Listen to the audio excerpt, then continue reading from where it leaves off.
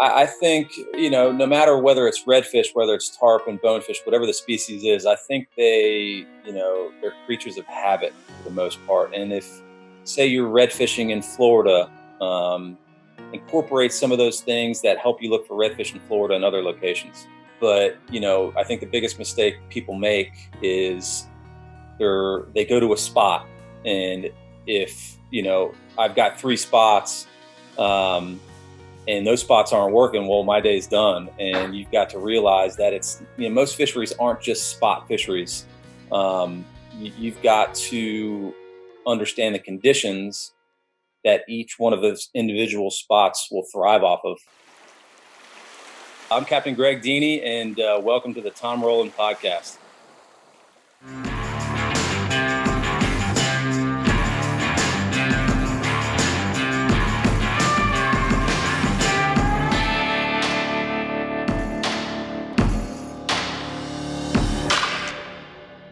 Greg, what's going on, man? How you doing? Doing pretty good, Tom. Appreciate you having me, man. Right on. Where are you today? I'm in Apalachicola, Florida. Just got off the water from a day of tarpon fishing, and back at the condo, looking over the bay. And yeah, man, it's been a good summer so far. Very good. You got afternoon thunderstorms up there? I just got back in town. I spent a couple days back at home in New Orleans, and it sounded like they had a bunch of rain when I was gone. But right now, it's a beautiful, sunshiny day out, and it's just been getting hot in the afternoon. So the fish haven't been swimming as good in the afternoons as they have been the first half of the day. So I gotcha. Day to day. So you kind of move around a little bit, right? You're fishing Louisiana, you're fishing Florida, you're fishing Apalachicola and down. How does your year break up?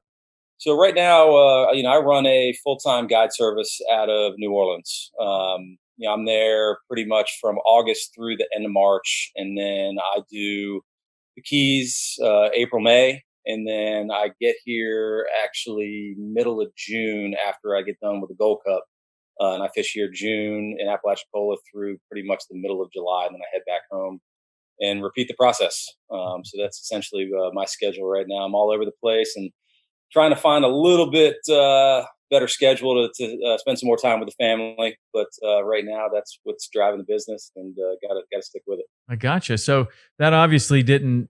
I mean, no one launches into the business and just starts fishing in all those different places and doing it effectively. So how did that happen for you? Like, what was the evolution of your wide range? So the evolution of it all pretty much started. I grew up in Orlando. I grew up tarpon fishing from the Keys up to Boca Grande, Tampa. Did a little bit in Homosassa. So I grew up doing the tarpon thing. And I was fortunate enough to play college sports growing up. So I played, college baseball. Went to Miami out of high school, played there for 2 years, and then transferred to Tulane. Tulane brought me to New Orleans, which is where I started red fishing. And I got the opportunity to go play minor league baseball for 4 years. And when I was done doing that, moved back to New Orleans, finish up my degree, and that's when I started guiding in New Orleans. Got my captain's license, started guiding through the fly shop for a couple of years, and that's how it all started. Doing the full time thing there in New Orleans for the redfish, and obviously growing up doing the tarpon thing. The closest place to tarpon fish was the Panhandle. Started doing it pretty much there, and then started working down in the Keys earlier in the spring. Mm-hmm. So it's been good for me. What was it like to say goodbye to baseball? You know what? It wasn't. It was easy to say goodbye to minor league baseball. Is that not fun? I mean, is that like the movies? Like you see all these movies, and the minor league baseball is just like a mishmash of either people that are trying to make it up or people that are on their way down, and it's kind of this no man's land. What was it like for you? Minor league baseball to me was it was work. It's long bus rides, very little pay, but you're still playing the game you love. So I mean, that's what kind of keeps you in it. And when you get to that level, I feel like every player's got the opportunity to be a big leaguer. It's just catching the right breaks, being with the right organization. And I got myself in a position to where I was with the Angels, and we had a great catching core in our organization, which is the position that I played. And just got to a time in my career where I either had to get with another organization or I had to move on. And I decided to move on. I was getting ready to get married that fall, and that's how I left the game. But I still stay involved. My son is now 8 years old, and he's starting to get into the baseball, playing a little bit of travel ball. So I'm being dad coach a little bit, Yeah. but allowing a lot of the other guys to do it, a lot of the other dads, because I know one way to play the game, and I think at an early age, I think you got to let your kids just have fun and be dad for them, and that's kind of where I'm at right now. Yeah. That's kind of a hard lesson to learn as a parent. Like when to step in on something that you really know something about. Like for me, it was wrestling, and Yeah, my kids, they needed a wrestling coach, and it was time to step in and kind of be that coach. But it's like it's hard to coach your kids. Like you don't.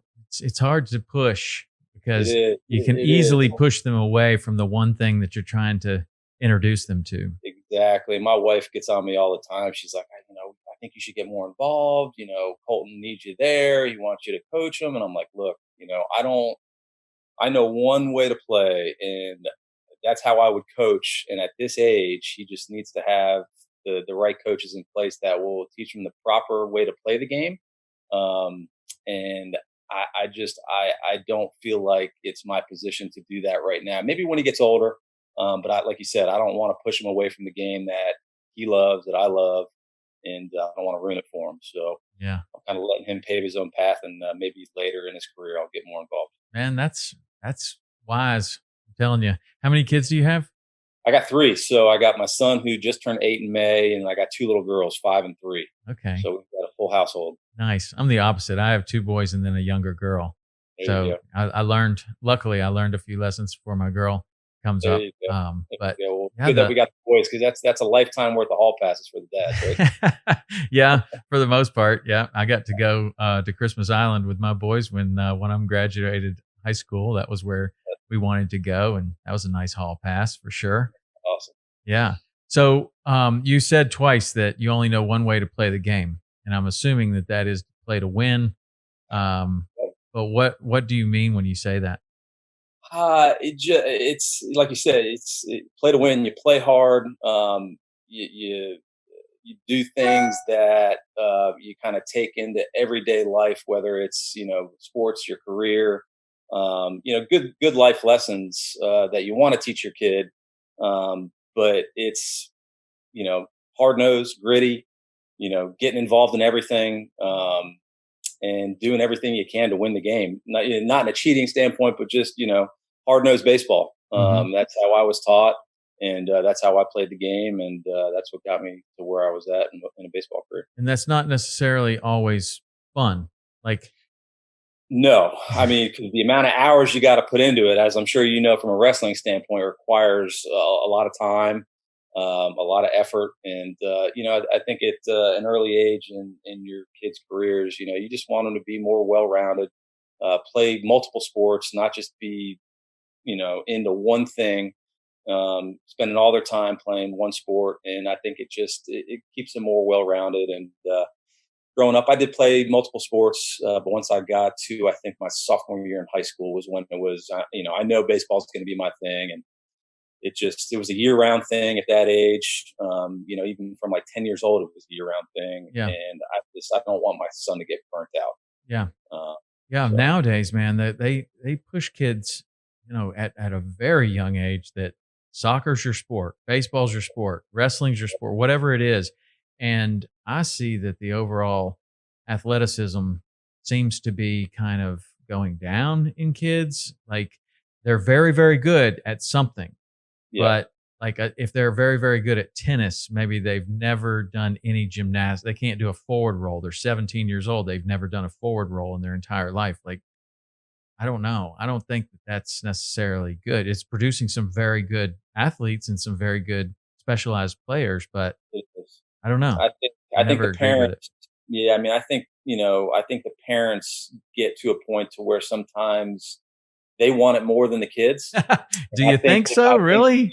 I think they push a lot of kids who could potentially have a lot of potential in the future out of the sports that they may be great at, just from overplaying them, Right.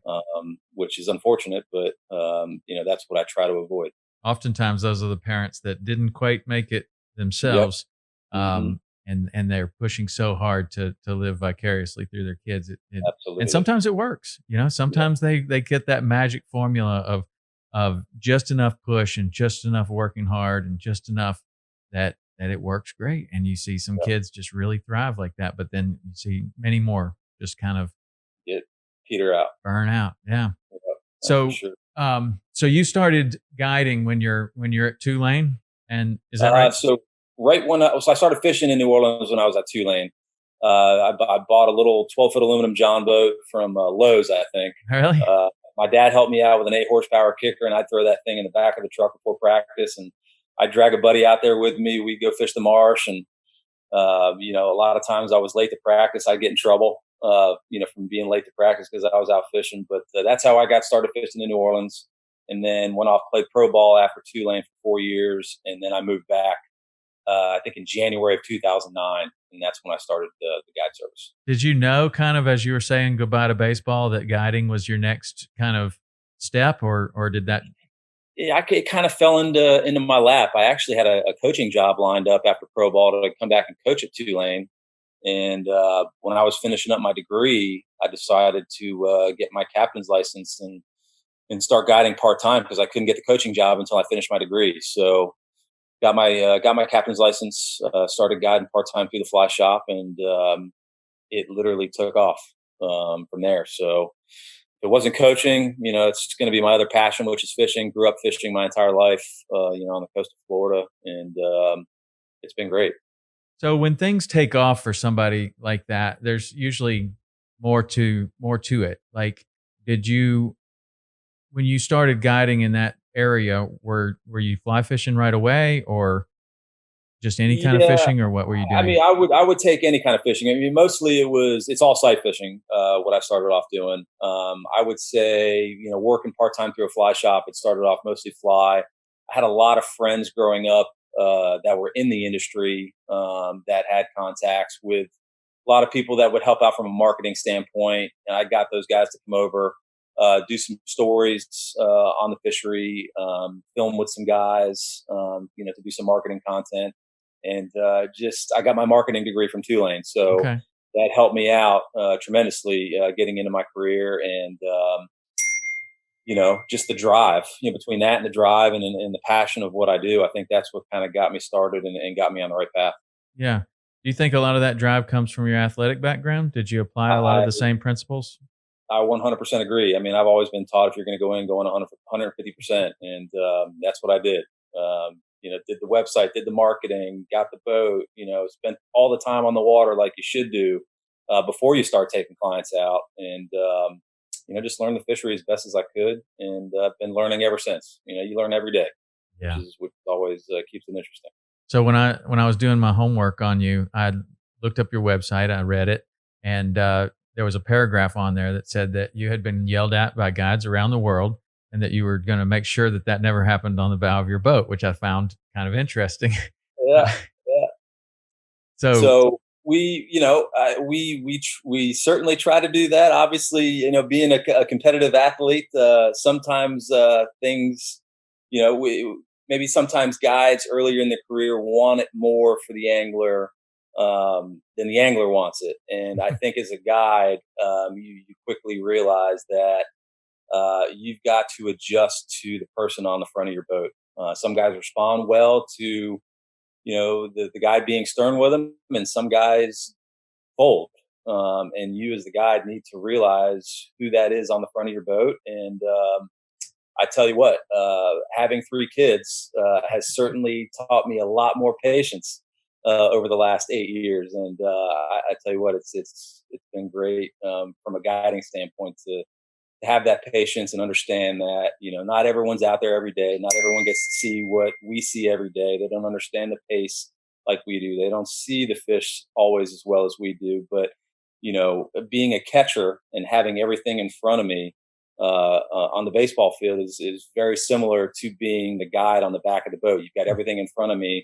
And essentially you've got to, teach that angler into the fish, or coach that angler into the fish, which for me a lot of times is great, and that's the part that I enjoy about it. It's funny because I had you just almost did it for me, but I had a couple of questions there written down for you. One of them was, how do you use fishing and parenting, or how do you see the similarities or differences? And that was a perfect segue because you brought it in, and one is patience. I mean, of course, being a parent is going to teach you a lot of patience, but being a fishing guide also is teaching tremendous amounts of patience and discipline in your emotions and everything. I mean, like just like you say, I mean, there's so many guides, and some of the best ones want it so bad for the angler, and then they get emotional, and it just comes out in a way that it doesn't sit well with the angler, and Absolutely. you can see that pair break up. But Yeah, it all comes from a absolutely. good place. And then as a parent, there's so many situations where it's the same. But Mhm. which one do you think that you rely on more? Do you think you rely on your guiding and applying that as a parent, or do you think that you're learning more as a parent and then you're now applying that on the boat? Yeah, that's a great question. I think it's a combination of the two. I don't think it's one or the other. I think they coincide together. Obviously, you've got to excel in your guiding skills and incorporate what you learn as a parent equally into your day to day guiding routine and how you handle clients. Um, I think your guiding in the front end get you to where you are. But over time and understanding patience with your anglers, I think gets you to that next level of your guiding career and creates a lot of those long lasting relationships that a lot of the better guides have. And when you've created those long lasting relationships, that's when things really start to gel on the boat between the angler and the guide. And I think that's kind of gotten me to that next level. Yeah. Yeah, there Incorporate. are there are definitely levels like that. Like, I mean, at first, you're a guide, you're struggling for whatever trip you can get, you're happy to have it, and then later on, it's almost like you're saying no to people more so than you're saying yes, because you have your stable of guides. And in my guide career, it started to become, every year there were less people, more days, less people, Yeah. and that is exactly when things really start happening, because now the people that you're fishing with, they understand, okay, we're together because I know that you're doing the very best you possibly can for me. Yep. And I'm going to do the very best I possibly can for you. And there are going to be some days where it doesn't happen, you Yeah. know, and, It's, and there's it's, going to be days when we're going to explore instead of going out and just hammering them. But, yeah. you know, that's a good pair. Yeah. I mean, my guys at this point, they love it, because, we may have a great morning and I'll say, hey, look, let's go look at something new that I've never looked at. And, when you do figure something out together, they feel like they're part of it, Yeah. which, guys love. Do you think that when you do that and you go out and you find something new that you've never looked at on that first day, how many times has that been the best you've ever seen that spot? I've seen it like that, but I've also gone and looked for new stuff where it's like at some point this should work, and I think a lot of guys will do that, and maybe it doesn't happen the first time. But if you've got that intuition that you're looking at something, hey, it's very similar to something else that does work. Don't just give it one chance. Give it multiple opportunities to work. Um, but I would say that sometimes that first time that you do go to look at it, it's like, man, this thing, it's exactly what it should be. It's jamming, and then from there, it's like, let's be micro meticulous and figure out exactly why and exactly when this spot works best. And So so when you're doing that, talking to kind of newer guides and anglers that are maybe moving into a new area, you're seeing those places and they are very similar to another place, but it's just not all coming together for you. Like, what would you suggest for people, like, to come there on a slightly different tide, on slightly different wind direction? Like, you got to just keep checking it all the time. Like, if it looks like it's going to happen, it probably yeah, will yeah, sometime, but you just exactly. gotta Got keep to putting in figure it the out. hours, man. I think no matter whether it's redfish, whether it's tarpon, bonefish, whatever the species is, I think they're creatures of habit for the most part. And if say you're red fishing in Florida, um, incorporate some of those things that help you look for redfish in Florida and other locations. For the most part, they're going to be somewhat similar. Understanding patterns of tarpon, and understanding that they swim edges, and in certain situations they move in and out with tides, depending on where they're at. But I think the biggest mistake people make is they go to a spot, and if I've got 3 spots, um, and those spots aren't working, well, my day's done. And you've got to realize that it's most fisheries aren't just spot fisheries. You've got to understand the conditions that each one of those individual spots will thrive off of, and have plan A, B, C, D, E, F, G. That way, if the first couple plans aren't working or the first couple spots aren't working, you've got multiple opportunities to have a successful day. But it's not so much a spot; it's understanding the conditions that make that spot work. Mm-hmm. That's what I would say. When you at this stage of your career, are you still keeping any sort of a written journal, or do you just kind of keep it in your head, or how do you organize all that information that you just went Tell through? you what, I wish I would keep a journal. That's one mistake that I have probably made, and I may end up doing at some point. But I feel like if you stay too much by the book, that can deter you from doing new things and trying to figure out new areas. So I don't want to be just so by the book, even though that could help you in the future. I feel like I can keep those things in my head and go back to them when I need them, but I don't want to be so by the book that I'm routine oriented every single day. Yeah, yeah, I hear you there, and I always felt like you know it was so important to kind of go by feel, but also to keep some notes of something because like you're fishing in so many different places for so many different fish, and you're obviously doing a really good job at it. You're learning, like you said, every single day, and sooner or later, like some of that information and some of those things are escaping.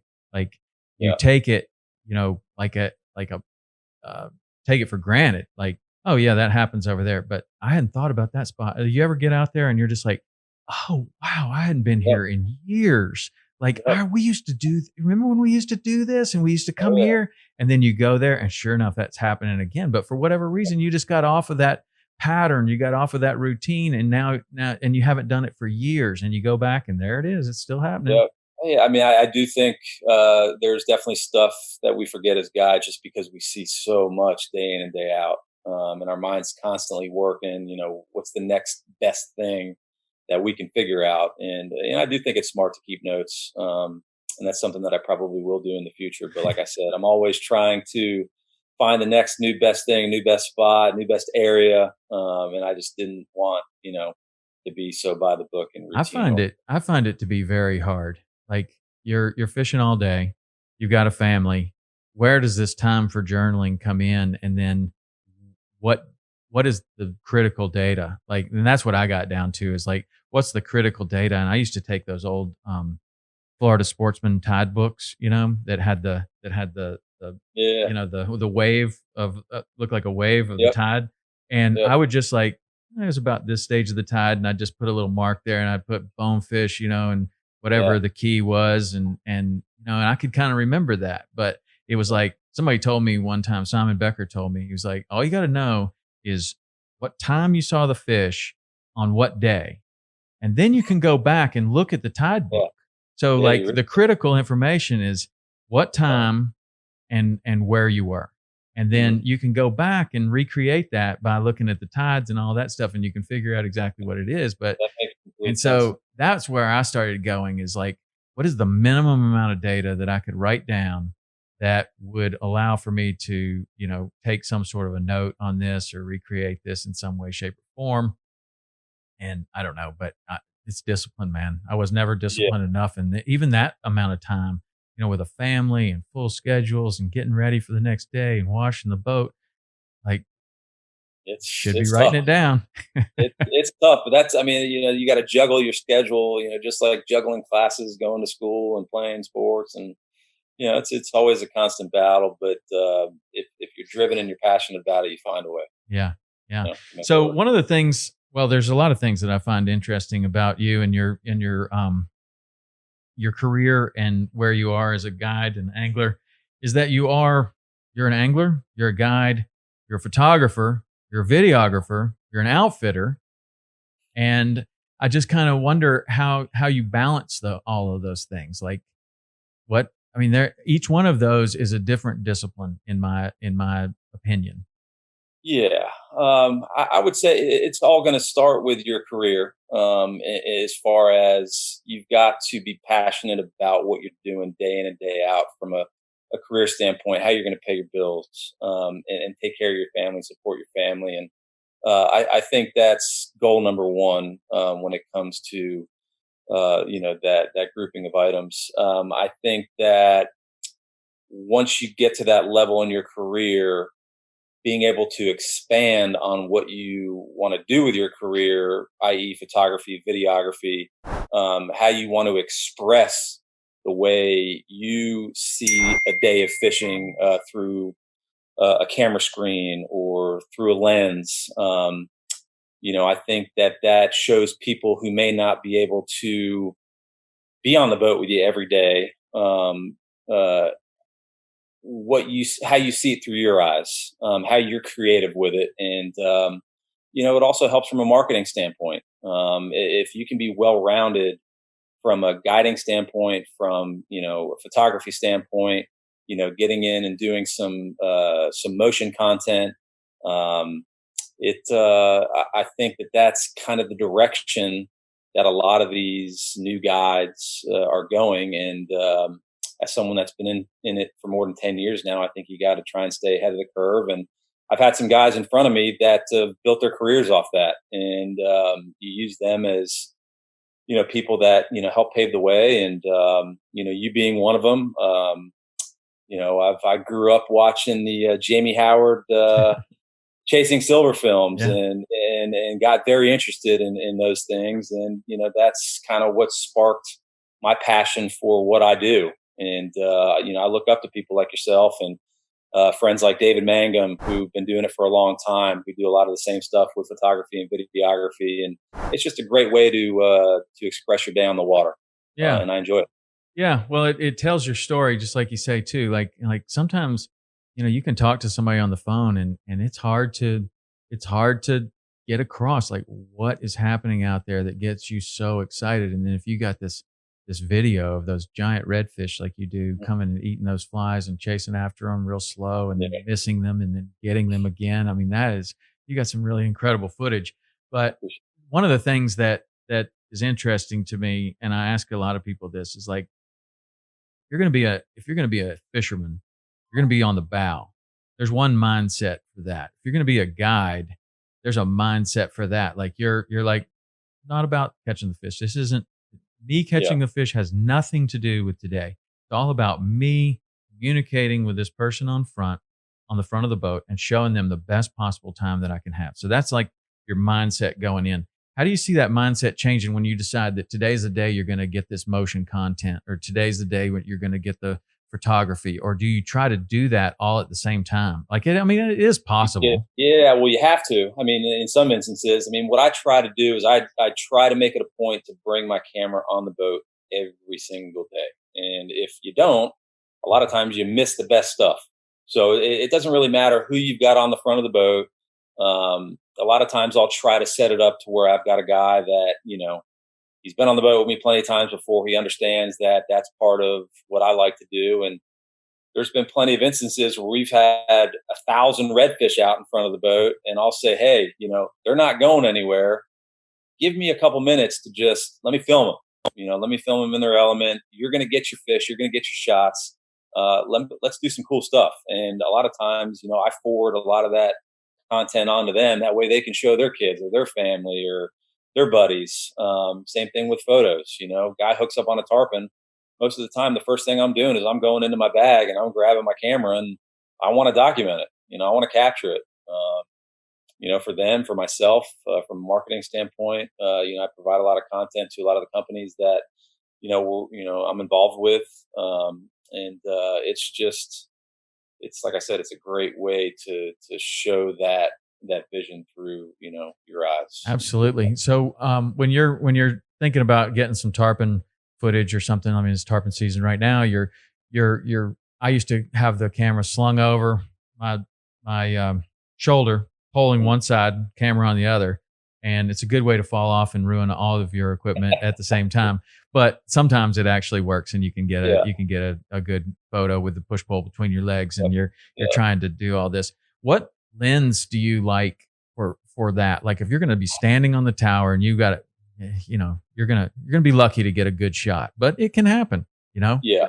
So I would say my go-to tarpon lens is 70 to 200, Mhm. something that's got decent mid-range in the 70 millimeter, but can also get out and touch the fish a little bit further out. Most of my photos aren't from the polling platform though, so I'll pull to the fish, we'll hook up. Tarpon fishing, you hook up, get on the motor, you chase them down, get on the fish, and most of the good shots are middle to late in the fight when that fish is jumping close to the boat. You're running the boat, running up to the bow behind the angler, trying to get the good shot. That's how a lot of that stuff is done. There is some situations where I am trying to shoot motion, where the boat I've got to put the boat on anchor, and I'm trying to get that real close up eat or jump or whatever. But yeah, I mean, most of that stuff's middle to end of the fight. Uh, Telling your guy, hey, pull on the fish hard, try and get him up in the water column, try to get him to jump. That's where a lot of that stuff's taken. Hmm. And as you get better and better at both guiding and photography and videography, now you're trying to get it to happen in a certain spot at a certain time when the light's a certain way. Like, did you ever think when you were first starting to I mean, when I first started guiding, I was lucky to hook anything. Like just hook anything. Mhm. Never to even think about like I want that fish to jump right here. Like that was like way too Yeah, complicated for me. yeah, But over the years, you get to where like the camera guys in our operation are like, yeah, we can't really shoot them into the sun like that, so you're gonna have to catch them the other way. It's like yeah, the other way. Like we're lucky to catch anything, man. Like okay, so now we're gonna pull up. Okay, I got you. We're gonna pull all the way around. Maybe we can yeah, do it. I don't know. Maybe they'll be there. Maybe they won't. But over the years, you can kind of figure out like, okay, there are ways that you can do that.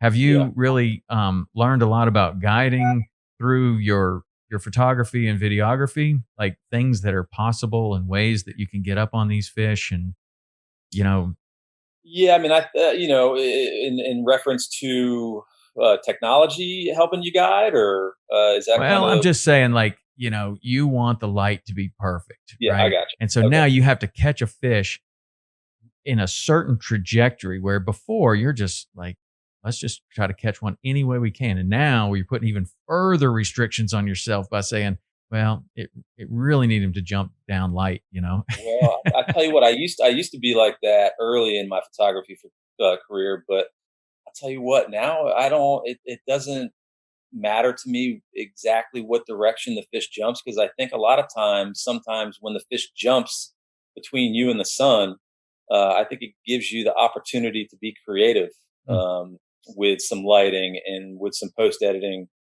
stuff that we do on the computer. I think a lot of people want the backlit shot where the tarpon's lit up and everything's pretty and all that. And there's a lot of people that have gotten that shot, but there's a lot of people that haven't gotten a shot with the tarpon right in the sun and the sun in your face. And I just think that it allows you to be creative, and be different than everybody else. If you're not just constantly worrying about, oh, I've got to get the sun behind me. mhm. So that's that's kind of helped me out from an editing and a photography standpoint. Not worrying about that as much, and allowing me to be more creative. Yeah. Now, as your career in photography and videography kind of takes off and matures, are there opportunities for you to just go out and do nothing but that? Like, do you set aside some time to just try to do that? Like maybe I with would, David Mangum or yeah, somebody? I would love to. Yeah, and I mean, I've shot some stuff with David. I would like to do more. We are involved with a lot of the same companies, and it's a good segue into a different part of your career that you could excel in and make some money in doing. Because right now content is king with a lot of these companies, as you know. I mean, they're starving for it, and when you can create that content for some of these big companies without them having to go out and hire big companies to get the photography, it just adds more value to what you're doing, in your daily routine. So, um, yeah, I mean, I would love to do more of it. And if there's anyone out there that's listening to this podcast that wants to get me more involved, I'm ready to go. Yeah. Oh, you do good work. You guys have definitely got some really good stuff. Is there any part of all of that stuff that gets you more excited at this point in your career than others? Yeah, I mean, I think photography does spice it up a little bit. It allows you to get outside of just your daily guiding routine. It allows you, like I said, to express your creativity and do some other things that you maybe wouldn't get to do in just a normal daily charter. So Yeah. I enjoy it tremendously. Yeah. So you've been able to do a lot of different kinds of fishing up in Louisiana and Florida and everywhere else. Do you have any sort of a bucket list of fish or any sort of a trip that you would want to take that you haven't been able to yet? I want to do Cuba, even though Yeah. I've caught all the species there for the most part, except for I think they've got triggerfish, I believe, Yeah. that you can say fish. I haven't done that. I really want to do the Gabon, the big African tarpon. Mm-hmm. That's definitely a bucket list trip, to try and catch one of those 250 plus pound tarpon. And then I want to do something where I could catch one of those giant trevally. Never done that. So those are my three big bucket list trips right now that I've not had the opportunity to do as of Yeah. yet.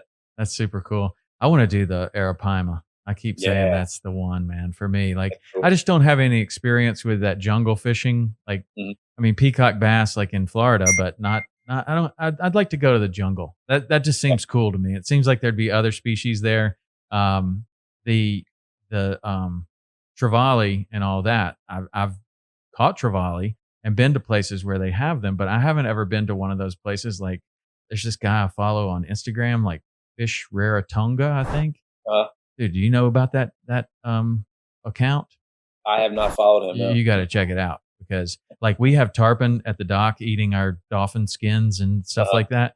They have giant, giant trevally eating things like that at the fish cleaning tables. There's like 100 of them. And so if it's wow. that good by the fish cleaning tables, certainly Yeah, you could be able to find a couple out there that would let you absolutely. cast at them. I'll You have, know? I'll have to check him out for Yeah, sure. well, that's a cool account, man. That Fish Rarotonga, I think, and I don't even know where that is, but I'm willing to book a ticket sight unseen, There and you go. I don't even know where it is on the map. But I could, if they'll sell me a ticket, I would get on the plane and go. Sign me up. Sign Yeah, me up. it sounds There you really cool. That's a tough fish, man. The go. Yeah. trevally. I go back and forth with the trevally that I think that it might be the toughest fish out there. And I also think that it might be the most overrated fish out there because like Mhm, you go to a place like Christmas Island and mhm, I mean, I have never caught a big one there. I've been there twice mhm, and you're catching them about the same size as Jack Crevalle's mhm. and they fight about as hard as a Jack Crevalle. Yeah. But I think that fish, and from my friends that have caught really big ones, they're like, yeah, but it changes when it gets Yeah. to 80 pounds. Like it's Yeah. not an 80-pound Jack Crevalle. It's a different animal, and that Yeah. thing is They're, beastly. they're mean. Yeah, I would like to do that too. I haven't been there. I understand that Bikini Atoll is pretty good, but I Yeah. think that might Mhm. be contaminated with radioactivity. They keep opening it every now and then closing it, but I don't know. I'd like to do that. But I think the Yeah. jungle, that Arapaima fishing, man, that seems, That is cool. I mean, from everyone that I've talked to that's done it, it's very similar to tarpon fishing. yeah. You know, they roll, they bubble, you throw at them, they eat, they jump, they're big. Hmm. Uh, it definitely has some appeal for sure. Yeah, I'm gonna do that one of these days. As far as the tarpon go, in the last 10 years, well, you're able to fish up in Apalachicola and that Mhm. area, and probably other areas too. Yep. But then also you're able to come down to the Keys, and win tournaments. Like, that's pretty impressive. I mean, I only know of a few other guides over the history of all of these different tournaments that come from different areas and compete in the Keys and do well.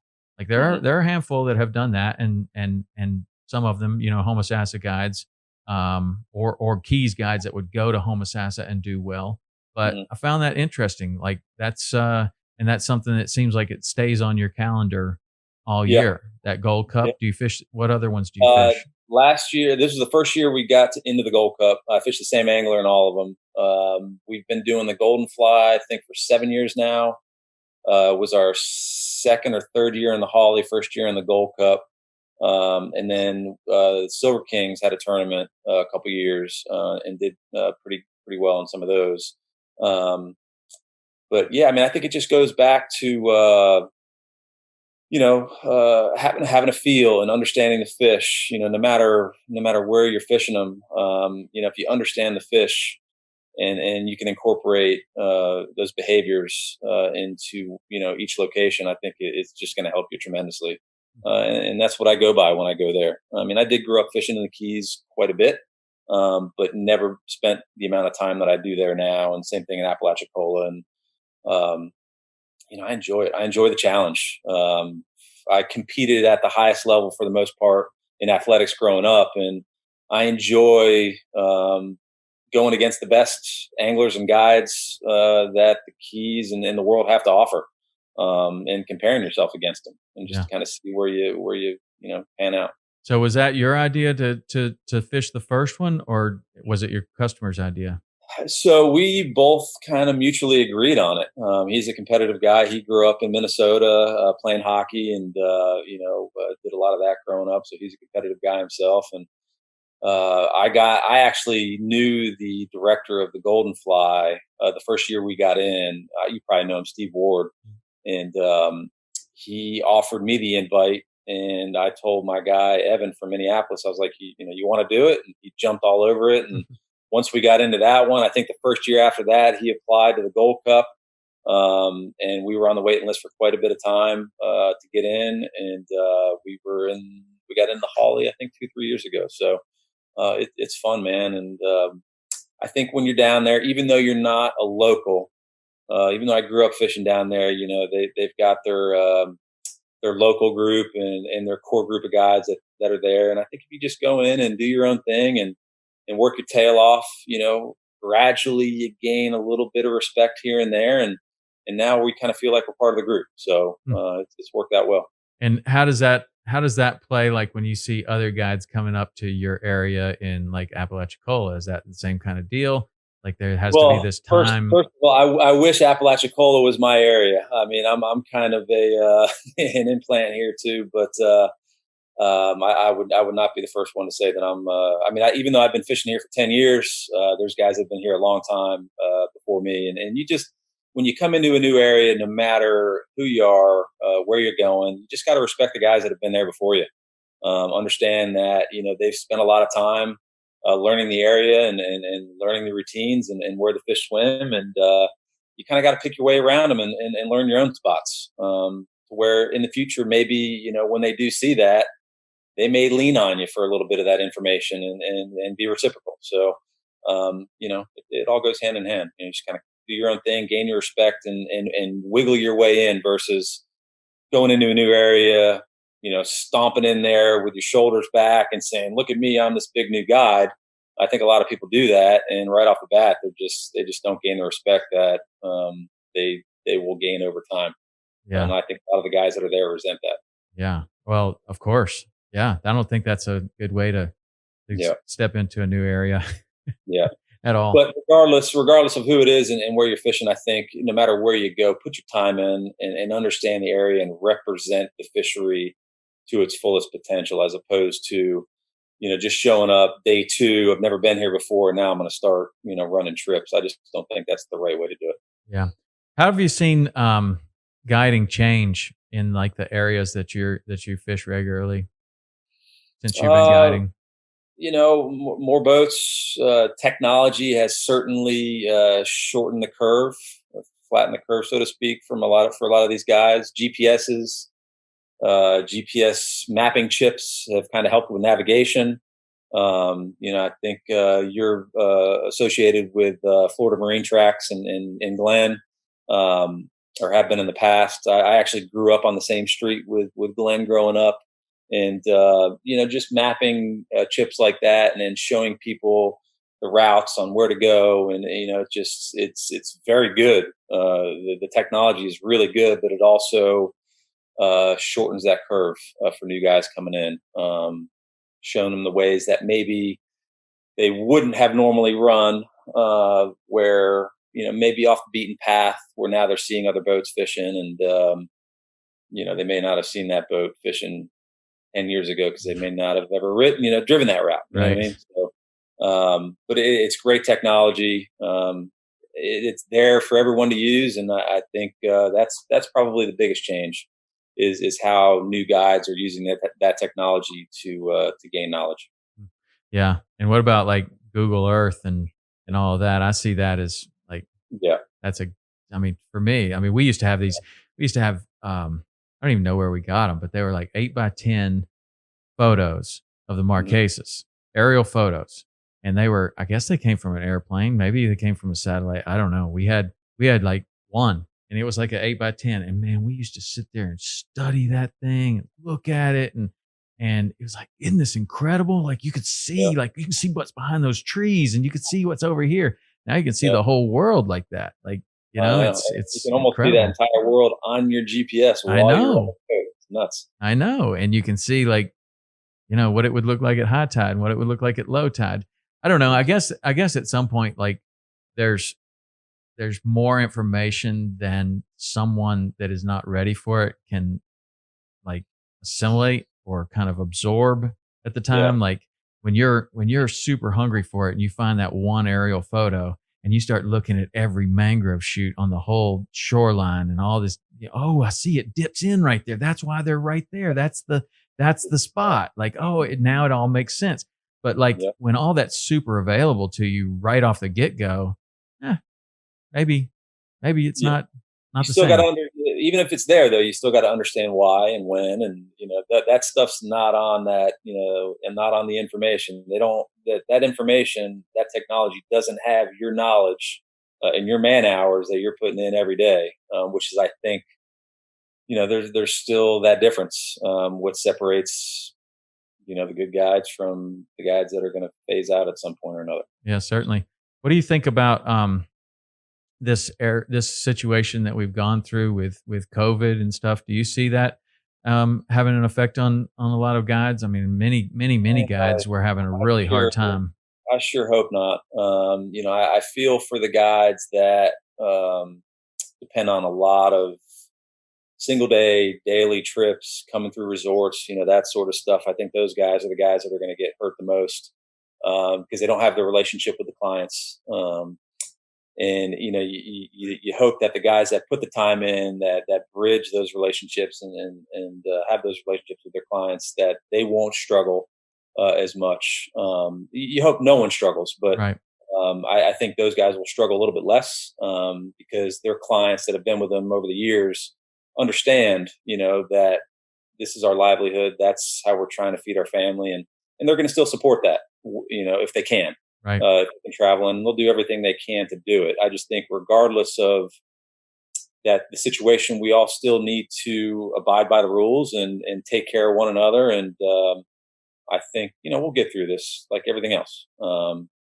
We just got to keep pushing, and we'll get through it as a community. Yeah, I believe so. And we're getting closer and closer, I guess, to a vaccine of some sort that should be coming down the line sooner or later. I mean, it seems like, absolutely. I don't know, when this thing first started, I always kind of associate it when the NBA shut down. Like that to me, that was the day where I was like, uh-oh. Yep. Well, I mean, we all knew exactly where we were too. When I think it was Rudy Gobert got tested positive. And I was like, oh boy. Yeah. And that was like, and then somebody said, they canceled the whole season. I'm like, what? No way. I had to go home and read it for myself. And then it's like, whoa. Wow, maybe this is different than I thought. Yeah, it's kind of like, do you remember where you were exactly on 9/11? Yeah, exactly. I remember exactly where I was. It's kind of like the same deal. Yeah. A 9/11.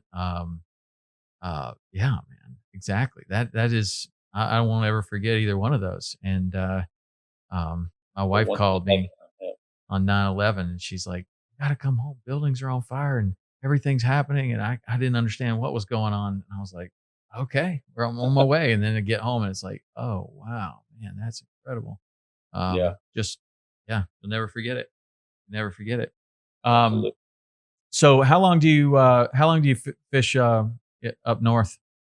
So I'll be here for the next 2 weeks. So I'll be here through I think the third week in July, and then I head home, take a couple weeks off. Usually do a vacation with the family, and then I crank right back up middle of August What does a in Louisiana. vacation with the family look like for you? I'm interesting. No fishing rods. No fishing rods. unless, Where's the where's the unless it's sun? on. Because a Yeah, lot of a lot of fishing guides want to crawl in a cave, yeah, and all of a sudden their family wants to go to the beach. It's like, ooh, yeah, man, yeah. really? Well, it usually involves the beach because the kids enjoy the beach. We will try to go North Florida, Destin, watercolor, maybe back down to the Keys. I'd like to, do some different stuff, but yeah, it's yeah, it's like you want to be out of the sun, out of the heat, and Uh, the family wants to get you right back into I it. know, out of the sun. Uh, That's a big one for me. Like, just it's like really, man, the beach. Ooh, man, yeah, that's like taking you out of the fire and throwing you right back in. that's better than Disney, though, man. Let me tell you that much. Yeah, yeah. I guess is Disney back going full steam? I'm not even sure. I doubt it. I Wow. doubt it. Yeah, that's a But hard one for them. So what would you do on your vacation? Like, is there something else that you like to do? Do you like to get in the water? Do you like to love do paddleboard, yeah, paddleboard, ski, anything with the kids, kneeboard, uh, go look for sand dollars, seashell hunt, whatever the kids enjoy doing. I try to make up for lost time. yeah. So It's nice that's when the you have an activity like that, like seashell hunting, something like that, and you're like, man, I don't even have to worry about I hope it is windy. That'll be awesome. Like like what could you anything. Yeah, yeah, I don't have to worry about wind. I don't have to worry about the tide. Well, maybe the tide for seashell hunting, and you kind of take a little glance at it, and you're like, it's gonna be yeah, high at noon. Huh? yeah, We'll be fine, you know. But I like things like that where you on one recent trip with my wife, she took me to. She said, "Well, we're gonna go cut lavender," and I was like, okay, whatever you want to do. And so we drive up to this place and there's this lavender field uh, and it looked a lot bigger in the pictures that we saw. It wasn't actually that big. And so they give you a pair of scissors and they tell you can go over there and cut it. And they show you which ones are culinary lavender and which ones are the ones that you're supposed to dry out and put in the bathroom or something. And, and I was just amazed. I was like, that's it. You just, there it is. It's not going anywhere. Like, I'm used to stuff like running yeah, from you yeah, and trying to yeah, hide and doing yeah, things like this isn't hunting, this isn't fishing. This is like you just walk over there and cut some and that's going to yeah, be good. And she's like, yeah, "Oh, it was the most wonderful day. That was so great." And I'm like, "Man, that was so easy. That was yeah, unbelievably easy coming from like fishing and everything. yeah. Need Happy more wife, happy life. need more activities like that. Like no tide, no wind. It could be raining. You could still be lavender cutting." Yeah. So, as your boys get older, what activities do you enjoy doing with them? They enjoy being on the boat, being on the Yeah, water. well, both of them are out in Montana. Okay. So I started taking the family out to Yellowstone when the kids were really young because that's a place that's meant a lot to me. That's where I got my first job, really, and my first kind of taste of like I don't know, like this alternate lifestyle of guiding or living out in some place like that. So I lived in Yellowstone National Park for the summer and I just always wanted to go back with my family. And so when my kids were really young, we started taking a trip out there maybe every other year. Well, the boys, they kind of got that in their blood. They were like, yeah, we like Yellowstone, we like Montana, Yeah. Wyoming. Really out there. And it's kind of like if whatever you don't have, that's kind of what you want. So it's like Yep. they're fishing off the dock at the on the canal, catching snappers and tarpon Yeah. and bonefish and everything. And what they really want to do is go hunting. Like Yeah. my oldest son, he likes to elk hunt, and Nice. he loves shooting his bow. and my younger son's a little bit more of the fisherman, but both of them kind of gravitated out to Montana. So they're out there. They love hiking and climbing mountains and backpacking and fishing. And I just bought them a little drift boat. It's a real beater. This thing's been sitting in somebody's yard for like 7 years. I think it's full of water. Probably the heaviest drift boat ever to go down the Yellowstone River. Got to make them earn it. Yeah, yeah. They're gonna earn it, and they're learning all of those things and having a really good time. My oldest son kind of dabbled in the guiding world a little bit and started to guide elk hunts, and he liked that. But what is his passion? It's like this balance kind of that we touch on a little bit, and I talk to other guides about a lot. It's like, do you want to be the guy on the front of the boat, or do you want to be the guy on the back of the boat? Because if you want to be the guy on the front of the boat, you shouldn't be on the back of the boat. Like that's not a good combination. Yeah. And so I had that conversation with my oldest son, and elk archery season is very short. It's a very short time, and it's a real magic time out there where those elk are bugling and they're doing. It's kind of like tarpon season. Like there's like 2 weeks where this is going to be the best it's going to be, and like. He just kind of decided that I think I want to be the one with a bow in my hand. Yeah. Like, I don't know that this is what I want to be doing. And I can't argue with him, man. It's like, there's like 2 or 3 weeks that it's really, really great. So he likes to do that, which of course puts him squarely in grizzly bear country. My other son likes to, like, he did a Knowles trip out in Alaska, and he's very confident in the wilderness, and he can do all kinds of stuff. But it puts him squarely in grizzly bear country too. Yeah. So they mostly try not to get eaten by grizzly bears, is what those guys are doing. And my daughter is, she's being a high school girl, and she likes fishing. We're getting ready to go fishing for a couple of weeks down in the Keys. And, she's great. She's just living her life, and I'm trying my best to be the best dad I can possibly be. Yeah.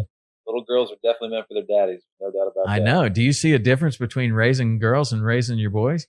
100%. Do you? What are they? I mean, my son is a total mama's boy. When he's having a problem, he goes to mom. When, it's like those little girls, once they're born, I mean, they got you wrapped immediately. Oh, yeah. They're going to get whatever they want, whenever they want it.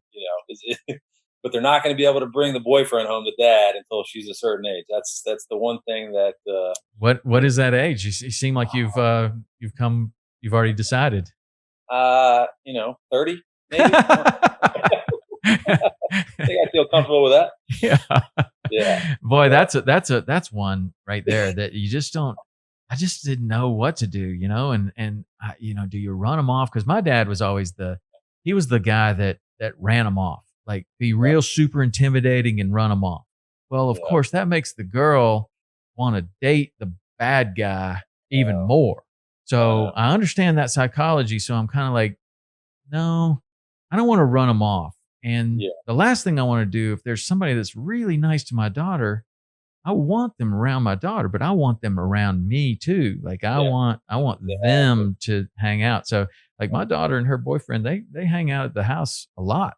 And, I try to be nice, Yeah. No, I agree with you. I mean, I think, if you run the boyfriend off, then you run the daughter off, and, you don't want that. As a parent, if you raise them right, they're going to associate themselves with the right people, and that's all you can do. That's what you hope. Like, I mean, that's the idea, I think, of perfect parenting, which of course there is no such thing, is raise them so that they make the right choices. Don't make the right choices for them. Raise them so they understand what the right choices are, and then they make those choices for themselves because they want to make that choice. Absolutely. And, I've seen glimpses of that with all my kids. and then, there's moments of being like, yeah, see, it's working. That's awesome.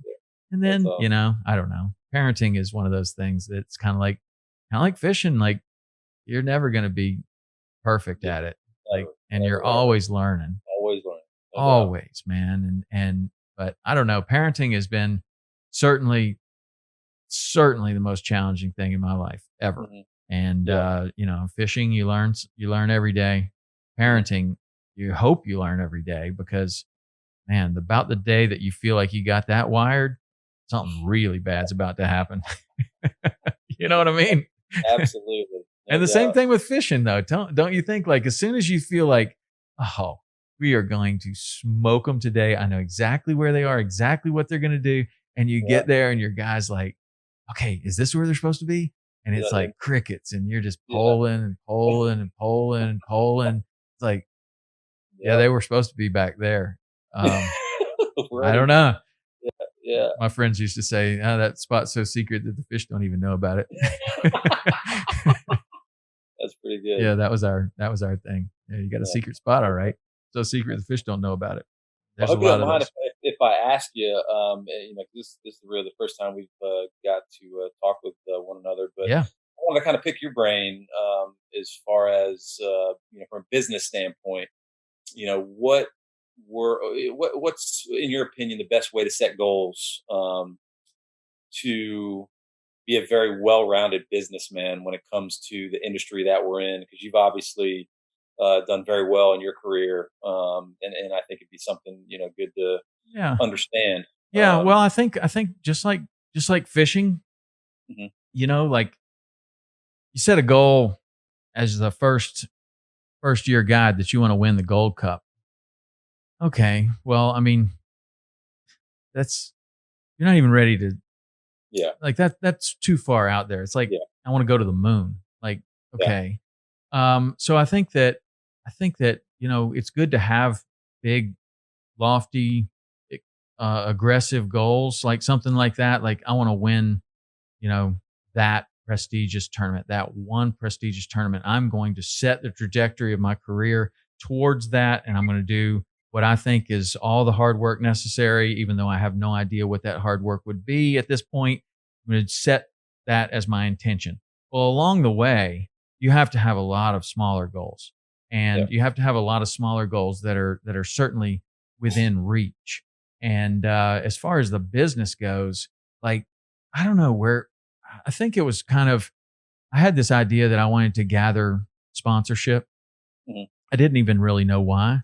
mhm, But I kind of thought, well, I want to gather sponsorship because basically, I mean, it's really expensive to live in the Florida Keys. So, like, if I yeah, could get anything at a discount or for free, then it would be much easier for me to pay my bills. That's honestly how it started. Like, I'm buying full retail rods and reels and fly rods and stuff. I mean, man, I got to be able to get some kind of discount on that. mhm, And so to understand how that worked, and you've obviously been able to do this, but a lot of people don't have any idea how that works. And it's all about delivering value back to who it is that you're working with. And that value comes in one form of currency, and that mhm, is their bottom line. Are you yeah, selling product for that company? Because if you're yeah, not, they have no reason to do business with you. They yeah, don't they can they yeah, can build their brand just fine mhm, without you. Like, yeah, are you helping them sell their products? And a lot of people think, well, I won a tournament, so I deserve some sponsorship, That that's mhm, not the way it goes. And just kind of spending time and understanding that as somebody that wants sponsorship is really important. That was probably my first goal is I want to understand how this world works. And mhm, then when I get in it, I want to understand how I can do the best job that I possibly can at that game. And that's yeah, really what it is. It's a game. Like you're working with a company so that you can help them sell their products through your lifestyle, yeah, basically. And so I don't know, over the years that kind of developed into okay, first it's going to be the tournaments. And you obviously need some sponsorship to help you to do the tournaments. I mean, it started with the Florida Keys tournaments, and then it went to the professional redfish tournaments, and that all that travel and stuff is crazy. yeah, And then it went to TV after that, and then from TV, that goes into the social media world. And on each one of those steps, there are all these micro goals and smaller goals of like either understanding a new world that you mhm, don't know anything about, like yeah, how to be a TV producer, or how to sell sponsorship on television, or how to go to New York and sit in front of an ad agency and sell yourself. Like that's very uncomfortable. And so, especially when, you look like you've been out in the sun for the last 50 days and you look like you've been wearing a scuba mask, and you show up in New York and these people are looking at you like, what is going on here? And so I don't know. I mean, I think that setting goals is really super important, but I think that you've obviously got a very good idea of where it is that you want to go with your career. So the next step is like, what are the steps that I need to take? Do I need to learn more information? Do I need to talk to somebody that's done this before? Do I need to just spend more time on the water? Do I need to, like, what is it that I need to do? And these days with Google, you can learn a lot that you couldn't a while back. But I don't know. Did that answer your question at all? Absolutely. I don't know. And I think it's an evolution of knowledge.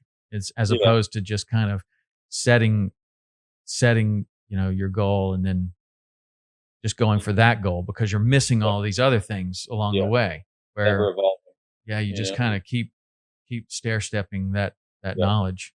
And the toughest thing about that is, like, honestly, like, at least for me, is like, in order to get into a position to where you can go and sell yourself for sponsorship, you have to have put in the time and dedication, and you have to have the knowledge to where you're a very well thought of fishing guide, and you're producing and you're winning tournaments and you're doing all these things. And as you move to these other endeavors, something's got to give. Like, you can't put all of your focus on winning a tournament anymore.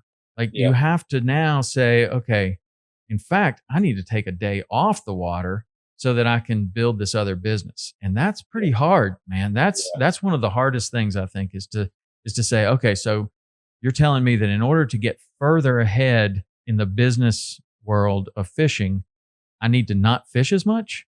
Like, that's a hard thing to kind of get your head around. Like, okay. But it is true. Like, you're not going to be it requires making phone calls. It requires, emails. It requires editing. It requires all of these things. And you're not doing that on the polling tower. So you got to find another time to do that. And then when it's hard to pay the bills every single month, where does that money come from when you're sitting at home? Like, you haven't made it pay yet. That's a tough situation. Like, I need to edit these videos, but nobody's paying me to edit these videos. So when I edit them and they're good, then maybe I can get something out of it. But there has to be that period of time where there's the thing that you just identified perfectly. Then maybe I can get something out of it. And you have to have faith and confidence that your idea of then maybe is actually solid, sound, and you're going to bet. Well, you're betting $1,000 on it every time you sit at home. You're like, I'm betting $1,000 that this is going to pay off. And you know what? It will. It may not happen at first, but it will happen. Like, when you edit those videos and you hand them off to your client, and he goes and shows them to the people that he works with, and he's like, you won't believe the school of redfish. Look, there's 1,000 of them. And they're like, there weren't 1,000. Look at this phone. Yes, there are. And they're like, oh my God, I've got to do that. What's that guy's phone number? And, and it does happen, but it happens slower than anyone might think. I don't know, but you seem to be doing quite well with it. I appreciate it. You got any other questions? It's a good conversation. I know, man. That's a good conversation. We did mention something about the TV stuff, and then that's something that I'm certainly looking to get into. Can't divulge too much information about it, but how has TV treated you? Obviously, TV's treated you great. How's the business of TV different from normal daily guiding? I think you touched base on a lot of it with, you got to be off the water more, editing, sponsors, stuff like that. But and then been on TV for 17 years now. So the simple definition of what is TV has changed in itself. Yeah. Like, when we first got started, we were on one network, and that was enough. And then, we would be on two networks. And ESPN, we'd have a short little show on ESPN. That was doing 350,000 people would watch that on a Saturday. Then we were on OLN at the time, and we'd pull about 250,000 people on that same Saturday. So on two different networks, we got big numbers.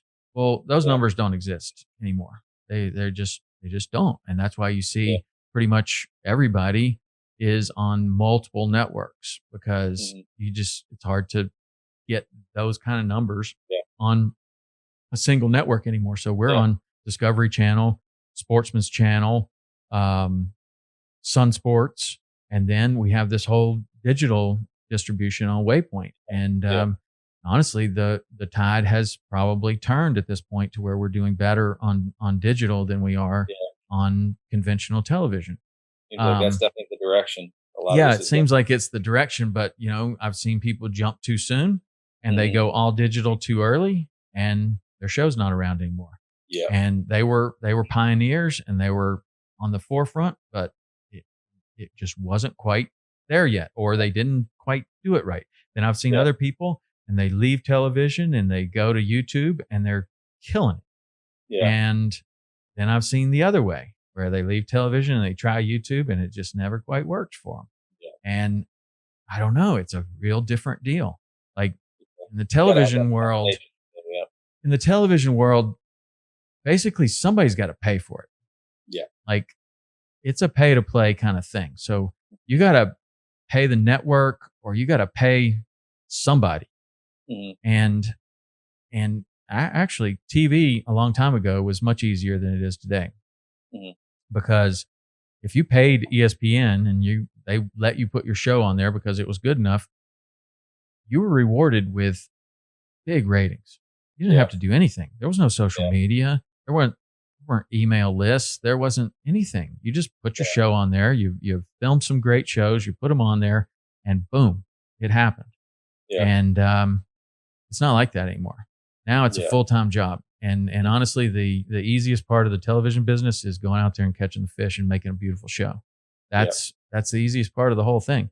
And it's really easy to get a show started, and the real work comes in keeping it going. Yeah. And that's the real balance, is like, how do you keep it going over the years? Obviously done a great job with, getting big sponsors involved and showing that value to what you can bring to the table to those sponsors, and maintaining those sponsors over the years. So obviously what you're doing is right. And I appreciate, the knowledge that you can pass along. Yeah, sure. I'm happy to. I mean, I was successful in the television business pretty much because other people came before me, like Bill Dance, Roland Martin, Jimmy Houston, Jerry McInnes.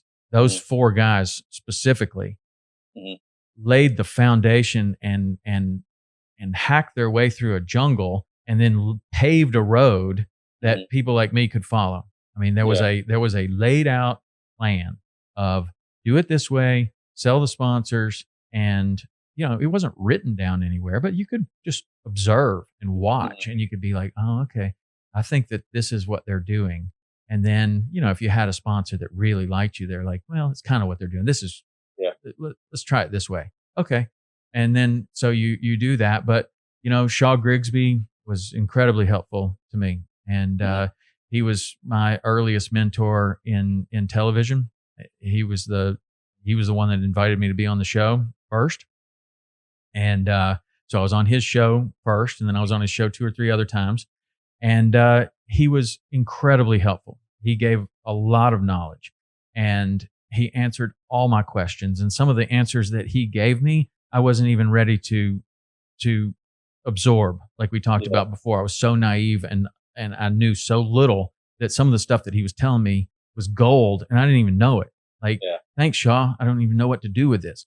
But, I feel like he helped me so much, and I'm happy to help anybody. Like I feel like you pass it on, you pay it forward, whatever. But I don't know. And I also feel like we can all help one another because this is a new world. It's a new world every day in this media space, and things like Waypoint are hugely successful right now. But there could be something else that I don't even know about, that's on the horizon. That is, the equivalent of Netflix to Blockbuster, and all of a sudden it's like, where'd that thing go? Oh, it's gone. It's not. It doesn't exist anymore, and this is the new thing.